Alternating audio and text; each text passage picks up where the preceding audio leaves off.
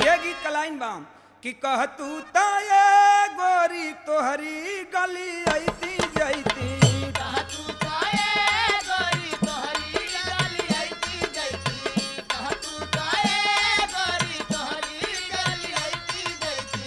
कह तू ताये गोरी तोहरी गली ऐती जैती छत पर से कह तू हेलो हेलो